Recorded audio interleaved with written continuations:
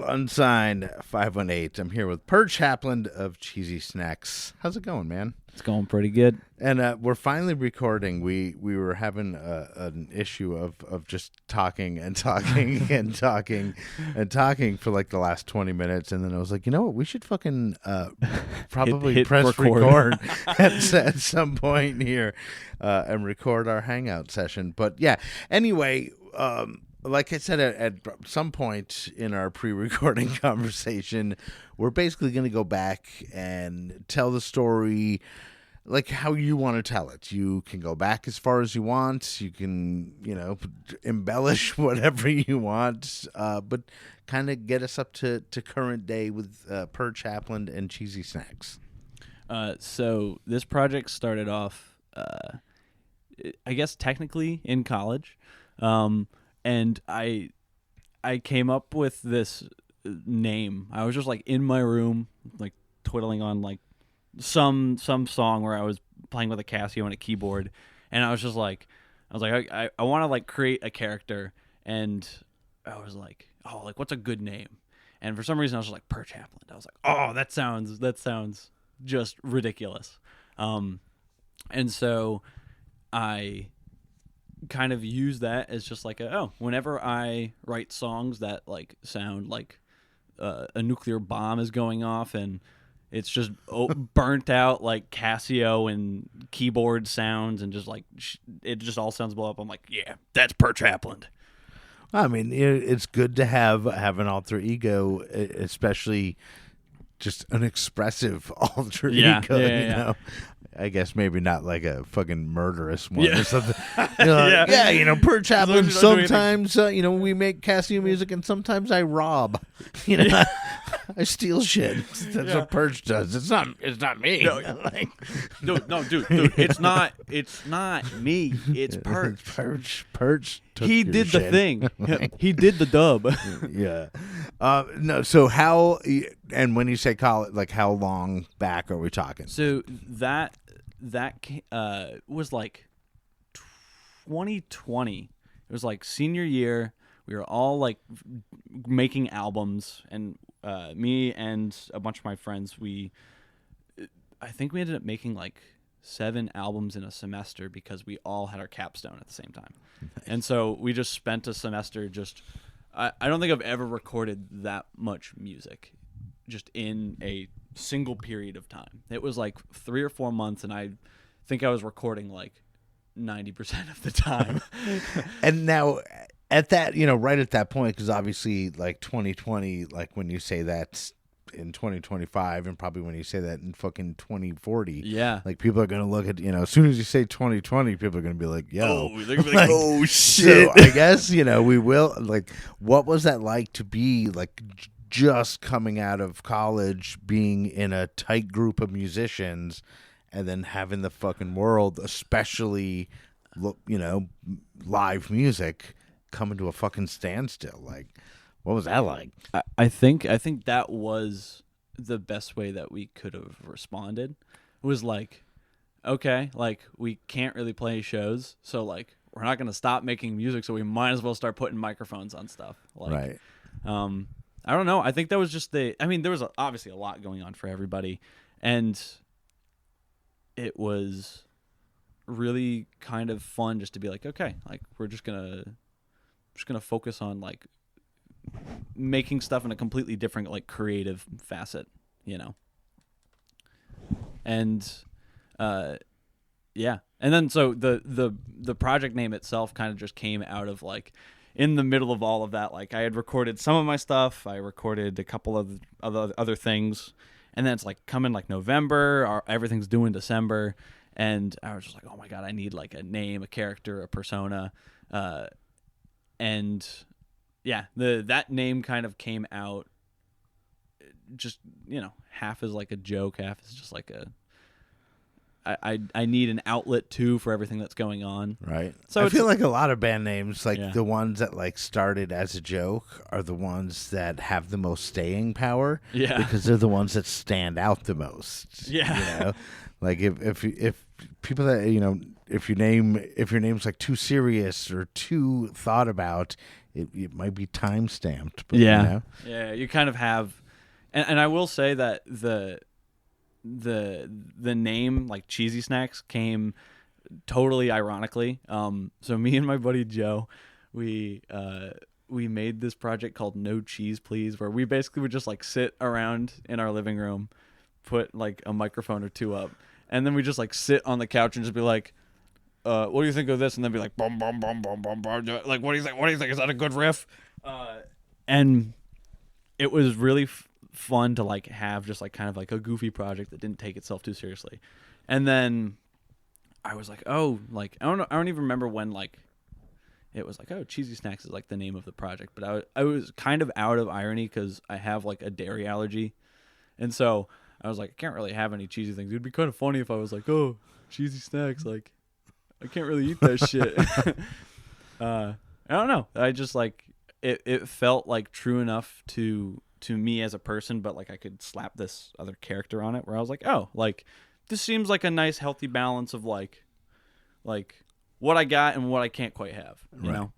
And is the band, I'm assuming, and I've said on many episodes, I don't do research, because this is my hobby. Like, I've got like, so if I had to do a bunch of work to sustain this, it wouldn't happen. Like, I'm just like, come to my house, we'll shoot the shit, we'll make it happen. Yeah. But like, so the band, I'm assuming is mostly you as a songwriter, but is there permanent other members, or is there like, how would you do like a show if you were going to do it? So the project itself has almost by design, which I think is half just me not also taking it very seriously.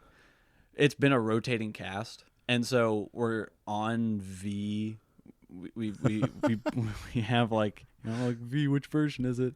And it's basically any show that has been played with a slightly different alteration is like, okay, we count that and it's in the books. Like if a show happened with that, like cool, it's in the books. And I think we're on V16 or 17. That's awesome.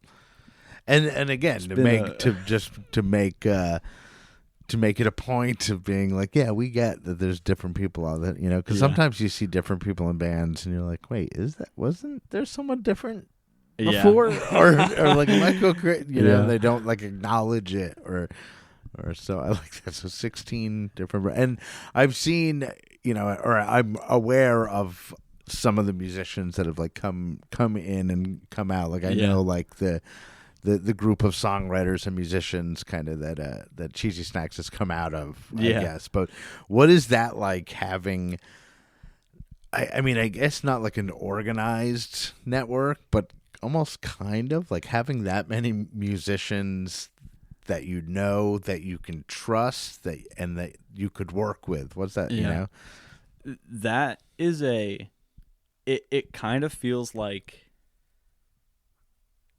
and I've honestly never really given that much thought. Great fucking question. Thank you. I haven't really thought about that too much, but the one thing I would say is it feels almost like having like a 360 deal in the house. It's like, okay, we have just like, we know enough people that do all of this stuff that, and everybody is like a phone call away. It's like, oh, like these are all of my best friends, but also the people that I trust the most in the world with this thing. And are also very competent at what they do. And so it just kind of, it sets like a gold standard, and you're just like, oh, like, well, now I don't want to work with anything less than like, the best people I know. Right. And it's kind of fun. I mean, I don't know. We just have a lot of fun playing music, and like the core of almost everybody that I play with is just like friendship and music. Like, like just make shit, shit and be happy about it. If you're not happy about it, then maybe you don't need to make it. Like, it's okay. So it's kind of fun. I don't know. It's I haven't really put too much thought into that before. Because I think it's unique. I mean, and there's a lot of people, even like locally, even within this scene, like within subgenres or whatever, that will know other people. But a lot of the times, other people that are committed to another project. You know, it's like you can't just be like, hey, you want to come do this with me? Because, you know, sometimes people are very singular focused. They're like, I'm in this project and this is. So to have even the versatility, just like people that can just step away and pop in and pop out. And again, be at the top of their game. It's like, I don't know. It's like the Wrecking Crew, you know, from like the days of old, where you're just like, you don't realize how many of the same people are playing on these great fucking records. Well, and it's crazy too, because like there are so many times when like you're just kind of like dropped in a scenario and you're like, oh, well, like this sounds like it'd be really fun to play on. And like, if you ask me, like, yeah, I'm going to say, yeah, because this seems like it'd be really fun. Right. And then you just like kind of look back and you're like, oh my God, like I've been on like a fuck ton of albums, like a metric fuck ton. I'm like, oh my God, I've been hitting record a lot, which like for me, I love studio work. Like, right. I kind of like this.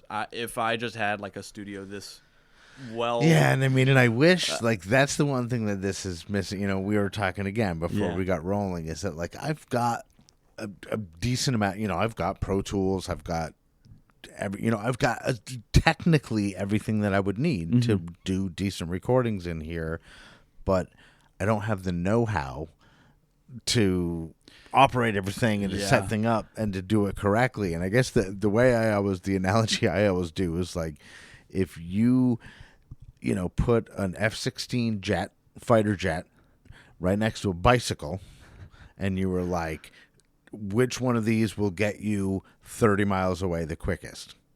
It would obviously be the bicycle, because I don't even know how to fucking turn on the jet. You know, like that's a great like if one. we're talking in reality, like I have the power, but I don't know how to use it. So I'm just like, but I would love to have this place be a place where people could just come in and fucking record some music, you know? Yeah. I mean, it's wild because so similarly to like what you were talking about, where you're like, oh, like this is a hobby, and like I don't like to like you're doing this because like this is what you love. This is the aspect that you love doing, and so I feel like just the way that I was, I guess trained. I don't want to say trained, but like I think trained as a musician had me always like, oh well, recording is like that's like what you do so that people can hear you. That's like the chore of it. Because I've heard that attitude. Because I also like, recording and stuff. But I've heard that before. That like where it's just recording like, is a chore. Because you got to do everything over and over and over and over. And it's like, motherfucker, what do you think I do anyway? Yeah. You know? Exactly. Like I sit on that lone stool over there right next to my bass, and I play everything that we play live over and over and over and fucking over. Like I like that. Yeah, like I love mixing. There are times while I'm mixing where I am like, this song is going to kill me.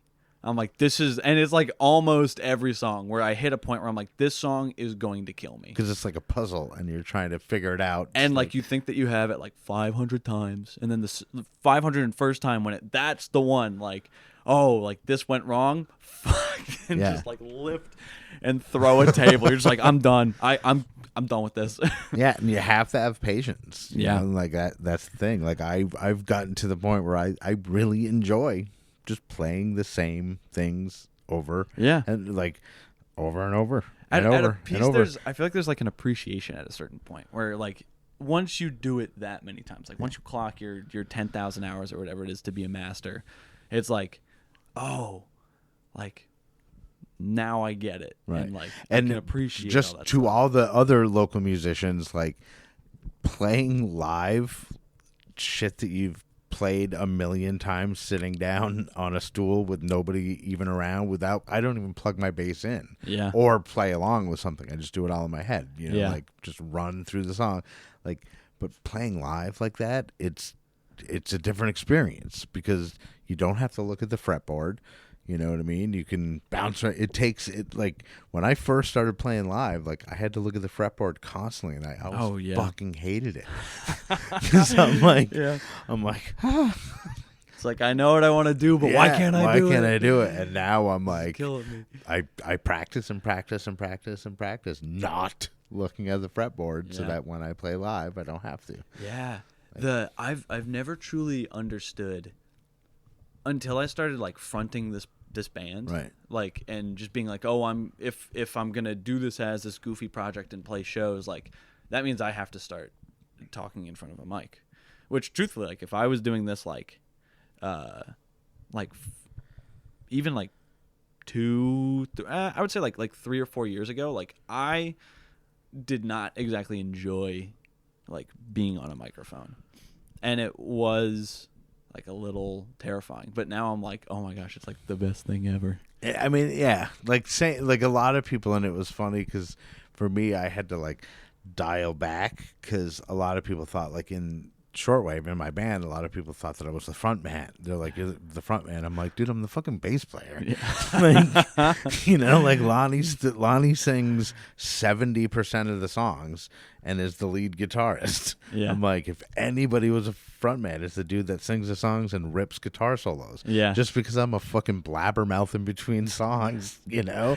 Like, and that was it. Just because I'm constantly being like, hey, blah, blah, blah, blah, blah. Hey, Yeah. we're blah, blah. People thought that I was like running the shit. And I'm like, no, we're a 5-piece band. I'm 1/5 of this. Yeah. I'm just very loud. But I feel like it's like you always kind of need that dynamic in a band, and it's like you can call whoever the front man, like whoever is like that, but it's like, oh, like that's a personality, like that's someone just being themselves Right. on the mic. And like I feel like a lot of people, if they hear that, they're like, oh yeah, I feel that. That's great. Yeah, and I mean, and realistically, Hey, this is a like, real person. you know, behind the scenes, like, I'm certainly, like, I'm a bossy bitch, like, a little bit, you know, like, I'm gonna admit it, like, you know, when I'm bossy sometimes, Yeah. and that comes, you know, but as far as a band front man, fucking, it ain't me, man. Yeah. No, I only, out of the, like, all of our songs, I sing four songs out of, like, 20, Yeah. if that. I don't know. That's what do you think as a fellow bassist? I'm curious to know, how do you feel about playing bass and singing? I like it. Like I've gotten a lot better at it. But I also tend to stay away from traditional bass lines. Like I'm more I feel you. I'm more I'm an acoustic guitar was like my main instrument forever. You know, I just started playing bass. I had dabbled in it, but I essentially just started playing bass full time 3 years ago. Yeah. And before that, it was mostly acoustic, Just like noodling and acoustic guitar. No, I mean I was pretty good at acoustic guitar, but Or it I was meant like, bass, like oh, just bass, like yeah, I just yeah, noodle yeah. here and there. But and, like I don't know, like the proper, you know what I mean? Yeah, I don't know yeah. fucking walking bass lines or like, but I'm learning. yeah, So like as a 52-year-old dude, I'm like, I might as well learn my instrument now. that's awesome, You know? dude. That's awesome. I love to hear that. But like I've just been playing it like I would, you know, like I would play an acoustic guitar, I guess. Yeah. Or like I play punk rock shit on songs that even don't need punk rock shit on Yeah. it. But yeah, I would like to learn Yeah. proper technique. I mean, I will say, because like I was like trained, like I'm a trained Right, bassist, right. and like hoopla, a lot of fun. No, that's like, amazing. The only reason I say that is because it is kind of funny. I have personally seen like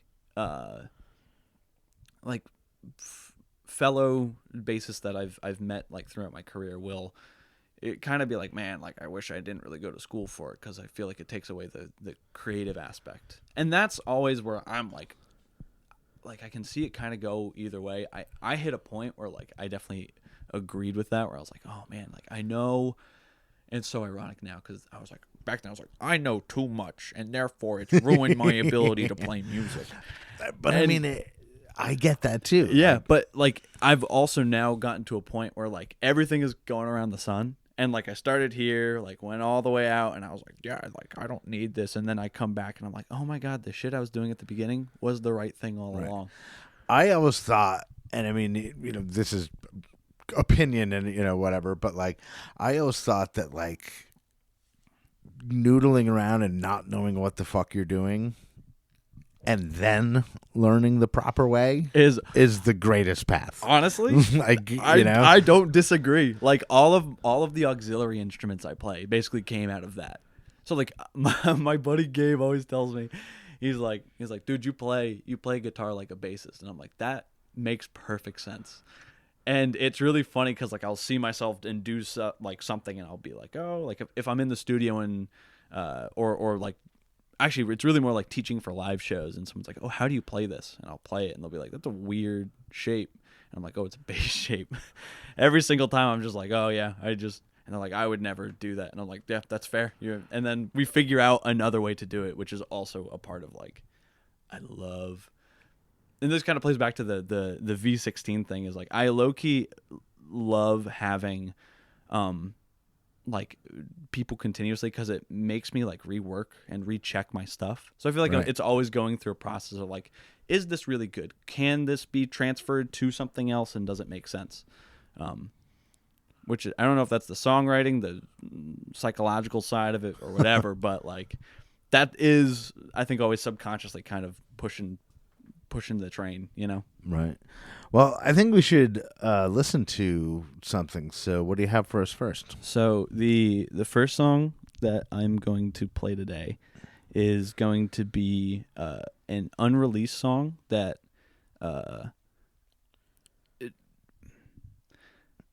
so I wrote this song kind of with a stupid like bet to myself, where I was like, okay, I want to try and write a song that is just a palindrome. And I was like, I didn't even make this connection, but I was like, oh, I really like looking at the numbers 1221. I was like, I don't know why, but there's something about that feels like it's just kind of like a nice arc. And I'm like, oh, like I really like that. And so I just got this in my head, like, oh, I want to make a song that's just like almost exactly the same, Forward or backwards. It has similar things. I don't know if I really achieved that, but like the song itself is just one that, I don't know.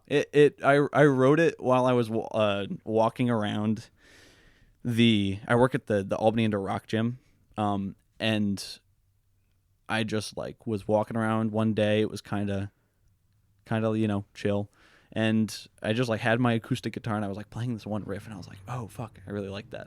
And then I ended up just like kind of, it took a long time for me to like finish it. But it was just like a song where I was like, oh, like it feels like it has done everything that I wanted it to.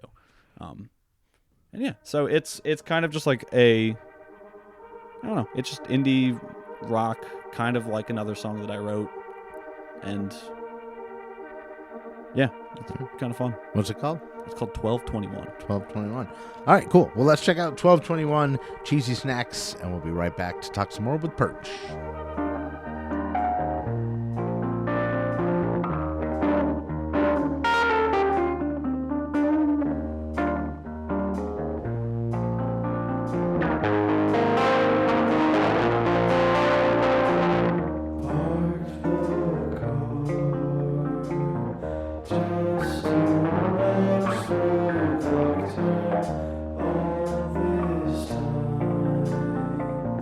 Feels like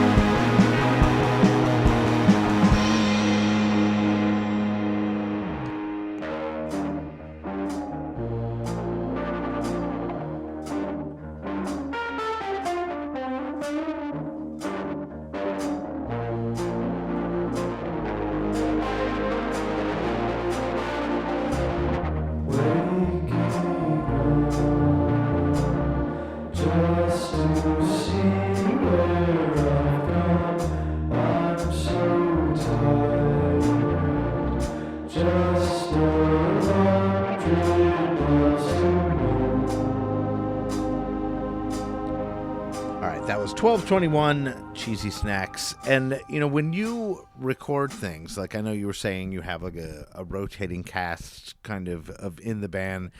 Like, what's the process when you record? Is it mostly you? Are you bringing in other people? Like, how does that go? I would say the majority is just from a sheer number standpoint is me. I did like one and almost collectively like 2 of the 3 records that are out was mostly just me. The most recent record that I have out was entirely me in like a multiple different areas. I had just finished a cross-country bike trip. I was planning on moving to Tennessee for some insane reason. Like, a lot of shit was kind of blowing up, and I had these songs that I wrote so fast. I wrote like 14 songs within the span of like 3 months, and then was like, I need to record these now or else it's never going to happen.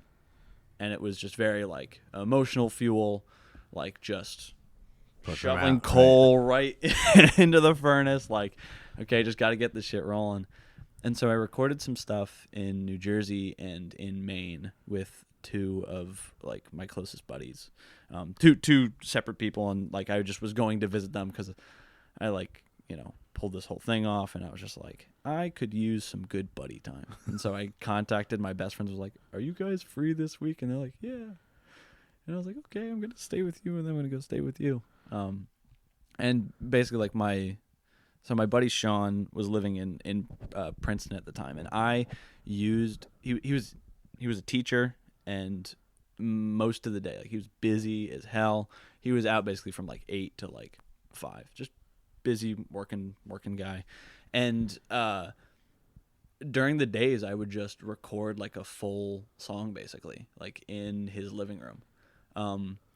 And it was really funny because every like he'd come back and be like, hey, like, this is what I did at work, and I was like, hey, this is what I did while you were at work. And we'd like share stuff. He'd be like, dude, you made this in my living room? And I was like, yes, I did. And so it was just like, it was really fun to kind of do like field recordings.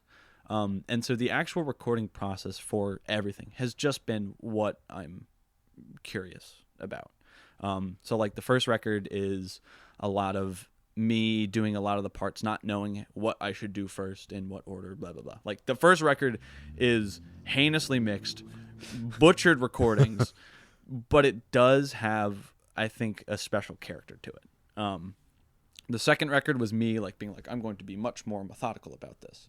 And then the songs were just, like, way wackier. And so those I had all demoed out, and I have, like, an EP with all the original demos out, too.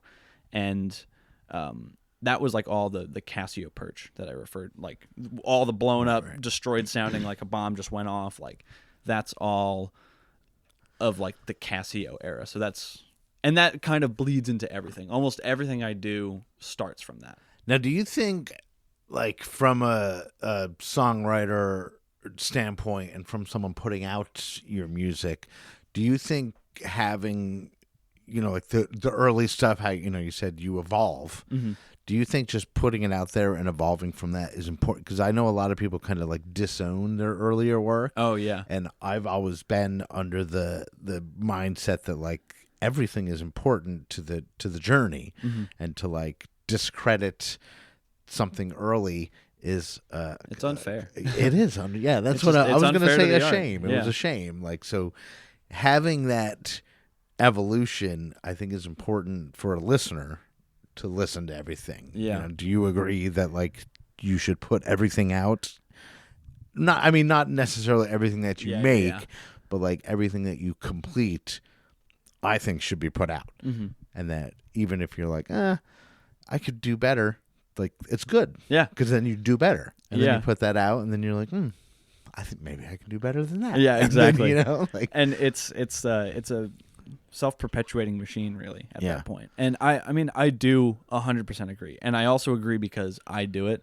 And because I do it, I also, like, I hit points where I listen, like, just like any ounce of mixing is just like, I've heard this song more than any one individual will ever hear the song. Right. It's like, before anybody ever that's not hears opinion. That's fact. Like, but that's a lot before anybody ever hears exactly. it. Like, and that's what some people might not understand that Yeah. aren't musicians. Like, by the time you hear it for the first time, the creators of it have heard it hundreds and hundreds oh my gosh. and hundreds of Yeah. times, and especially if you're mixing it. Yeah, and so there is an aspect of just like I hit points where I am frustrated. I'm like, man, I wish I never put this thing out. Right. Like my most recent record, like it is very emotionally fueled. It is some of the most unique songwriting I've ever done. But I also hate that record. I am like, at this point in my life, I'm like, I hate that record. I don't like it. I think all the songs on it are But shit. it needs to be out. Oh yeah, and I agree with that. It needs to be there. And I it's part of wholeheartedly agree with that. I still am just so mad at it, you know? And so like give it like 3 years. Right. I'm gonna be like, it's not that bad. Yeah, of course I can't even remember why I was mad at exactly. you. And so like, because time does a lot of healing for us. So I know that kind of stuff happens, which is why I still just like kind of am like, oh yeah, like I'm just gonna make it and put it out. Right. And also, it's in school, one of the best lessons, and the one that I still is very pertinent to this, is I had a professor who was just like, yeah, and he said this with reference to mixing. He was just like, yeah, all mixing is just a snapshot of where you are. And then you use that as a way to improve. And so every time that you think you've done something better, go back and listen to what you heard before and be like, is this better? If so, awesome. If not, maybe check it out, you know? And so I feel like that resonated so much with me that I was like, that's just how I'm going to do it. Like that's my ethos. Like that's my formula, basically. Right. Like you were talking about how like, oh, like it's nice to have like there's certain aspects, there's the building blocks, and then like within this like podcast, you know, like, oh, you have things where you get some free room to kind of do your thing. Essentially it's a template. This Exactly. show is a template every single episode. It's Yeah. the same template, and once I explain the template, like I'm like, you have the freedom to move within it. Yeah, exactly. But like, you know, there's certain aspects of the show that are a template that are the same every time. And that's how I feel about albums and like making albums. Right. And or even songs, and if you break it down, even just to songs. Yeah, There's a I mean, template because to- it all, you can filter it through and Yeah. like see all of that, like all of the structures in such small spots. And I feel like just there is something about an album where you're like, oh, I'm putting myself in this headspace for I don't know how long. It's just whatever I'm going through. 'Cause, I mean, a lot of the songwriting for me it's all therapy. Like Right. I'm like that's the reason why I write songs, is because it is a way in which I can understand myself and like what I'm going through. It's a very like, I'm not gonna sugarcoat anything in the songs. Do you find any ease in, you know, because I'm not really much of a songwriter. I've written a few songs that we've recorded, but you know, I'm not much of a song. But like, do you find that as a songwriter, it helps when you're so honest that it helps other people understand you, as you know, like, because you just said it helps you understand yourself. Yeah. But like, I hope so. yeah, like I feel like if you're an honest songwriter and a vulnerable songwriter, and you're putting yourself out there, that it is an accessibility that people will be like, oh, I think I know where he's coming from, you know, like I hope so. If anybody gets anything good out of the songs that I write, I've done my job. I'm so happy. Like, well, like, because again, like the job was really to myself, but if somebody else like finds some sort of comfort or just enjoys it, I'm like, wow, like that's awesome. Like that's all just gravy. Like I've already done what I wanted to do, which was do this thing, make this thing, just put it out for the sake of putting it out. And I've been shown some like incredible love on a lot of these songs. And I think for me, sometimes it can be tough to like take that, again, depending on where I'm at with these songs or where I'm at in my life. I'm just like, oh, like I don't really want to hear that, or like I don't want to, you know. And this is just like immediate reaction. I'm just like, like I just don't want to hear about this thing. And then like I give myself a second. I'm just like, that's really nice though. And so I definitely feel like sometimes I that gets lost. Sometimes my face does not do a good job of lying, so sometimes I just look upset. And I'm just like, but it's me just like internalizing things. It's never like someone has made me upset. I'm just like, I'm upset about something. Yeah, I get that. Like Yeah. sometimes my internal dialogue turns into a grumpy ass face. You know? Yeah.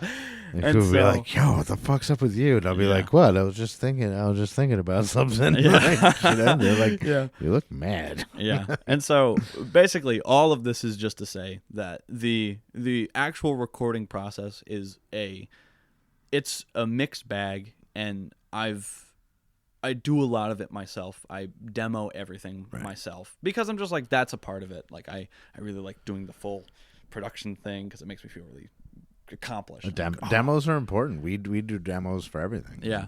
And so demos are great, and then it's always like, okay, like where do I think this song needs to go from a production standpoint? Because like usually the songwriting is done within that first demo stage. Right. But like that's not to say like I've worked with my friends, and again, because I work with musicians that I trust, I'm like, if they say that something might want to go this other way, I'm like, I'm going to take your word for that. Right. So there is, and with the stuff that I'm working on now, that I don't know how this album is going to work out. This is the most lost I've been in an album, and I'm very excited to see how it turns out, but I don't know how it's going to turn out. That's fun. Yeah. Like in the best and worst way possible. I'm like, I don't know how it's going to turn out, but I'm very excited to. I'm kind of taking a little break on recording that right now just because it hit a point where I was just like, I'm just upset with this music. And I was like, I've seen this before. I know what's happening. I'm going to take a break. That's the good thing about, DIY shit is that the pressure, like not everybody works great with pressure, Yeah. and like to be able to be like, you know what, this is getting a little much. I'm going to step away for a little bit. Yeah. Is huge. And there's a lot of situations you're either paying for studio time and you can't just be like, I'm not feeling it today. Because you're like, I'm not feeling it today. It's going to cost $1,200 fucking dollars. Yeah. You know what like, I holy mean? And shit. like when you're doing it yourself, you can just be like, I'm going to go play NBA Live Yeah. for the afternoon. Yeah, I'm gonna go play. You guys- I'm gonna go play Tears of the Kingdom and make some shit. Yeah, and so, and I will say though, another absolute like grace is the fact that like me and my friends all operate a studio together, and it's so nice because like we work in the studio when we're there just having fun. Like even though it's not technically work, we're getting work done. Right. But it's just us hanging out. Like, oh, you put up a couple mics and then you just like jam music for a while, and you're like, oh shit, and then you can be like, oh, actually, I really like the way that the drums sound on this. Like maybe I'll use that for the next project or something like that.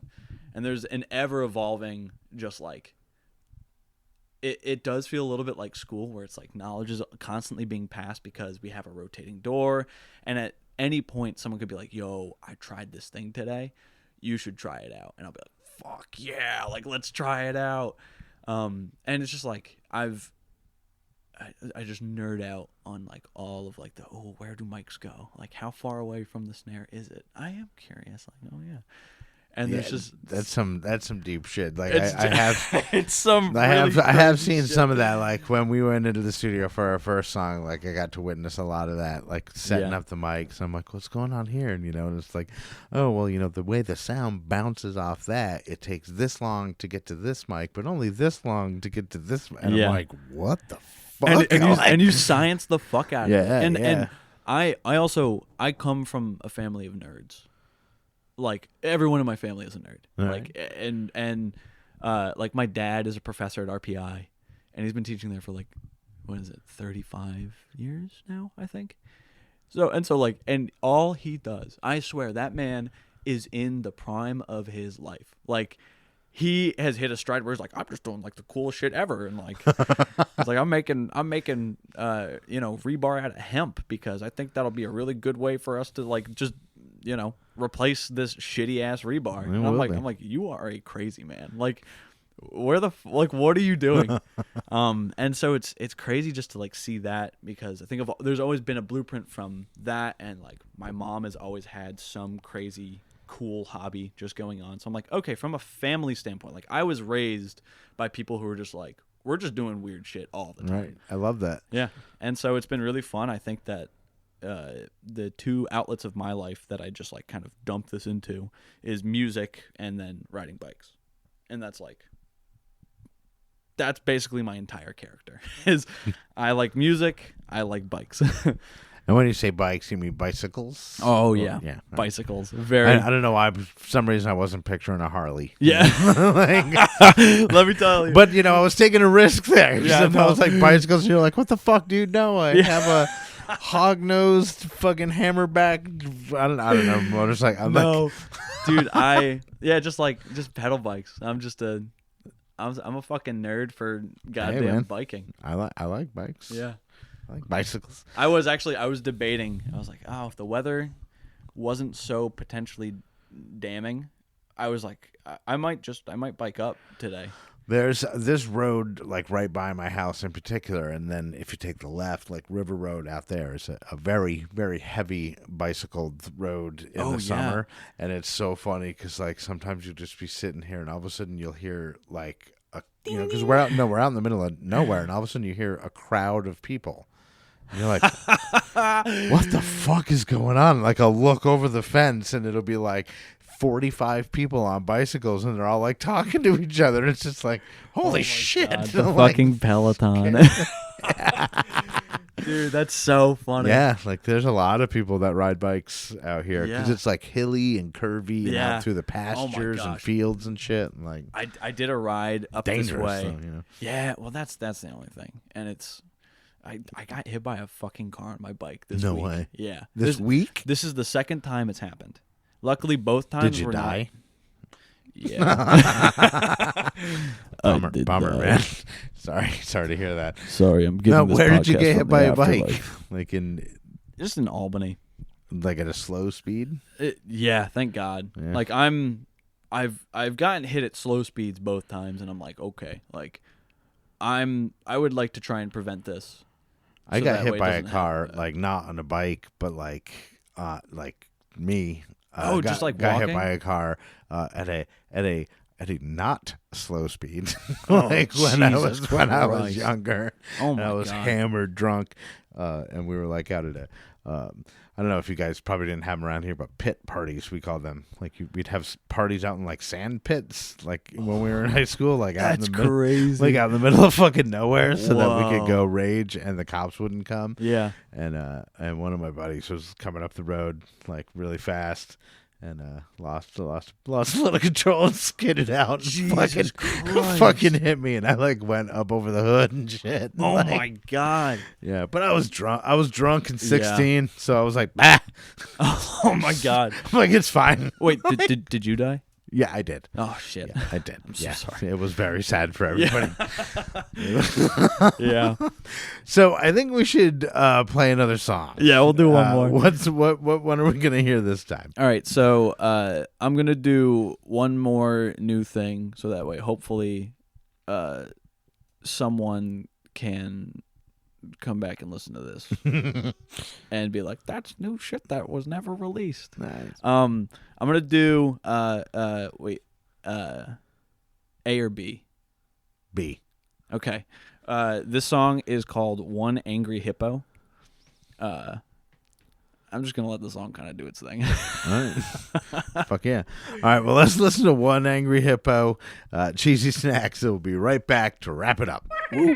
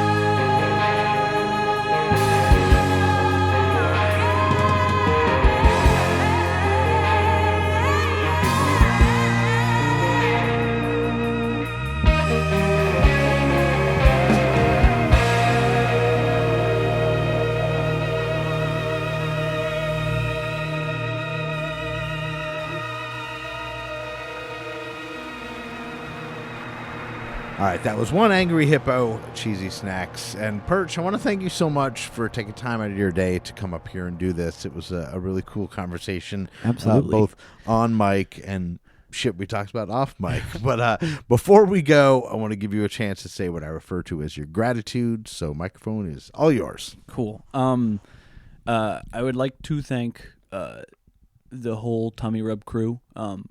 They are my partners in crime in all this. It's a wide and expansive network, but we're all just trying to play music and have a good time, and it works most of the time. It's pretty sick. So yeah, the whole Tummy Rub crew. And honestly, my brother, he has been giving me a lot of reasons to like want to stay young, and like just because he's 6 years younger than me, and so he's just he's going through a bunch of crazy stuff, and I love him dearly, and he keeps me on my toes. And then I would like to thank all of the listeners for this band. It's a pretty small benchmark, but it's a benchmark to me, and it means a lot. In this last week, 2 of my songs on Spotify finally hit over 1,000 listens. Nice. And I was just like, I was so happy. I was like, wow, you guys, and I did the math, and I was like, you guys have listened to a lot of minutes of just these like 2 songs. And so that blew my mind. For everybody that has listened, is going to listen, doesn't want to listen and is forced to, thank you. All right. So he is Perch Hapland of Cheesy Snacks. I am Andy Scullin. This is Unsigned518. I'll see you on the road. Thanks. Unsigned518 is produced and hosted by me, Andy Scullin. New episodes are available every week wherever you stream podcasts. If you would like to help support the show, please like and subscribe wherever you are listening. Or you could buy me a coffee at buymeacoffee.com/unsigned518. If you would like to advertise on the show, send me an email at unsigned518@gmail.com. And to be a guest on the show, reach out to me through Instagram at unsigned518. Take care of one another, and I'll see you next week.